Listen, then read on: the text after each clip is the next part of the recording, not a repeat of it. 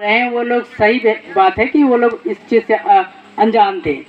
आज उपस्थित हो गए आप लोगों को लगभग हमारे साथी जिन लोगों ने इनके बारे में पूरी परिचय दिया, उनके बारे में बताए, उससे आप लोग भलीभांति परिचित हो गए होंगे कि आज हम यहाँ पर एकत्रित क्यों हुए हैं।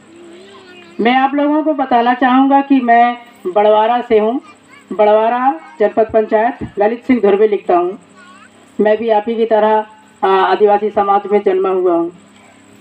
मेरे पिताजी तो बचपन से नहीं रह गए हैं। मेरी माँ थी जो बिल्कुल अनपढ़ थी, इतना अनपढ़ थी कि वो पढ़ना लिखना तो क्या मतलब शिक्षा को समझती भी नहीं थी।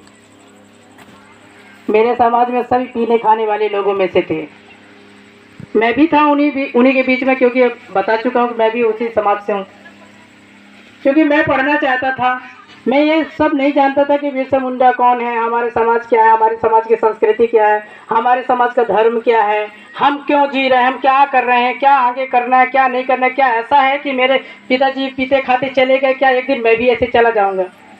मुझे ये भी नहीं मालूम था कि जो मेरे समाज आज माटी खोद रहा है, ट्रैक्टर में जा रहा है, मजदूरी कर रहा है, माटी खोद रहा है, ढलाई कर रहा है, मजदूरी कर रहा है, क्या मैं भी ऐसा ही करूँगा क्या। हाँ, लेकिन परिस्थितियाँ ऐसी थी मेरे परिवार और समाज की, आप लोगों की भी ऐसा ही है लगभग। तो उस टाइम पे मैं काम किया, मेहनत मजदूरी किया, लेकिन साथ में कहीं ना कहीं मेरे दिमाग में था कि मैं अगर अपने आप को परिवर्तन कर सकता हूँ तो उसका एकमात्र कारण है शिक्षा से।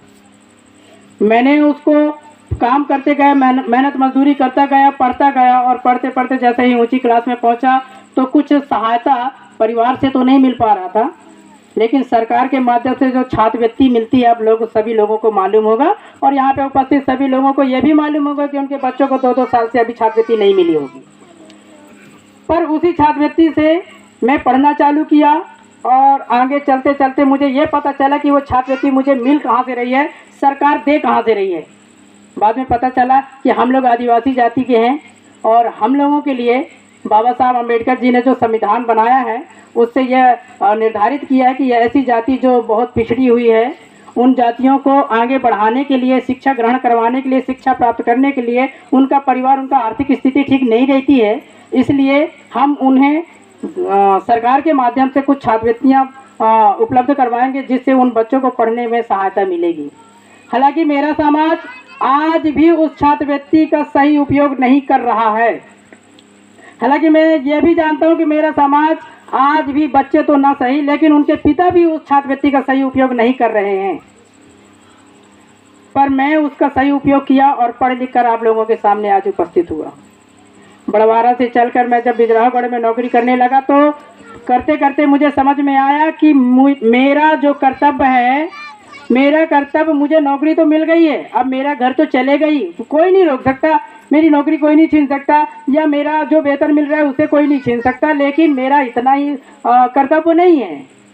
मेरा कर्तव्य है कि मैं उस समाज से संबंध रखता हूँ जिस समाज में बच्चे आज भी पढ़े लिखे नहीं होते, और उनके लिए ऐसी ऐसी रणनीतियाँ निकलती हैं कि अन्य लोग उनको उस रणनीति से ऐसे इन्वॉल्व कर देते हैं कि वह बच्चे आगे पढ़ भी नहीं पाते। मैं आप लोगों को बता दूं कि शिक्षा से ही हमारे समाज में परिवर्तन है। इसके अलावा और कोई किसी को किसी भी प्रकार से सजेशन दे, समझौता करे, या कई प्रकार के उन लोगों को समझाइश दे, उससे कुछ होने वाला नहीं। मैं यहाँ आके बोल रहा हूँ, मैं आप लोगों को समझा रहा हूँ, इससे कुछ ज़्यादा फर्क पड़ने वाला नहीं है। इससे फर्क सिर्फ इतना ही पड़ेगा कि आप लोगों ने देखा कि किसी ने आया, हम लोगों को समझाया, चला गया, बात खत्म। मैं बहुत बहुत धन्यवाद देता हूँ उस समिति का, जिस समिति ने आज यह कार्यक्रम ऑर्गेनाइज किया। उन लोगों को बहुत बहुत धन्यवाद देता हूँ जिस समिति ने आगे चल कर आकर हम लोगों को बोलने का एक मौका दिया, आप लोगों को यहाँ उपस्थित होने का मौका दिया, यह जानने का मौका दिया कि आज हम लोग यहाँ पर क्यों उपस्थित हुए। मैं कई परिस्थितियों से लड़ा हुआ हूँ और लड़कर यहाँ तक आया हूँ, और मेरा यह कर्तव्य समझता हूँ अपने आप में कि अब मेरा कर्तव्य केवल नौकरी करना नहीं रह गया है। नौकरी के बाद यदि मेरे पास समय मिलता है तो मैं अपने समाज को आगे बढ़ाने के लिए जितना कुछ बन सकता है मैं वो करूँगा। यही मेरा कर्तव्य है। मेरा कर्तव्य है कि मैं अपने समाज को आगे ऊपर, जैसे मैं उठकर आया, मुझे सहयोग करने वाला कोई नहीं था, लेकिन मैं भरोसा दिला दूं मैं अपने समाज को कि अगर उसे कभी मेरी आवश्यकता पड़ेगी तो मेरे लिए ना थे, क्योंकि उस वक्त मेरे समाज के पढ़े लिखे कम थे। पर आप लोगों के सामने मैं भरोसा दिलाता हूं कि मैं पढ़ा लिखा हूं और मैं उनके हर एक काम में बराबर सहयोग कर सकता हूं। जो लोग मुझसे थोड़ा बहुत भी उम्मीद करेंगे कि मेरे समाज का है, मैं अगर बिजराहोगढ़ जाऊंगा तो मुझे जाति प्रमाण पत्र बनवाना है, आय निवास प्रमाण पत्र बनवाना है, निवास बनवाना है, आधार कार्ड संशोधन करवाना है, स्कूलों में मेरे बच्चों का एडमिशन नहीं हो रहा है, छात्रावास में एडमिशन नहीं हो रहा है, पुलिस थाना में केस हो गया है, वहाँ पे निपटारा कैसा होगा, कैसे बात करेंगे, कैसे उन समस्याओं को निराकरण करेंगे, जो भी आपकी समस्या होंगी। और उसके लिए अगर आपको ऐसा लगता है कि मेरे समाज का बिजराहोगढ़ में कोई रहता है और मैं उससे कुछ थोड़ा बहुत भी सलाह ले लूं, तो मैं आप लोगों के लिए बता दूं कि 24 घंटा आप लोगों के लिए उपलब्ध हूं।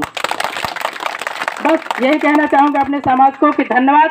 आप लोग अपने बच्चों को ज़्यादा से ज़्यादा पढ़ाएं, अच्छे से अच्छा पढ़ाएं, बेहतर से बेहतर पढ़ाएं। हाँ, एक बात सही है कि आप लोगों को ये आसान नहीं होगा का पढ़ाना लिखाना। आज की परिस्थितियाँ इतनी गंभीर हो गई हैं कि पैसा इतना ज़्यादा लग रहा है और हम लोगों को रोकने वाले भी बहुत सारे लोग हैं, बहुत सारी रणनीतियाँ हैं जो हम लोगों को आगे नहीं बढ़ने देती, बहुत सारे समाज की ऐसी रीति रिवाजें हैं जो हम लोगों को आगे नहीं बढ़ने देती। मैं आप लोगों से उम्मीद करता हूं कि संघर्ष करें और संघर्ष करके अपने बच्चों को पढ़ाई लिखाएं। धन्यवाद।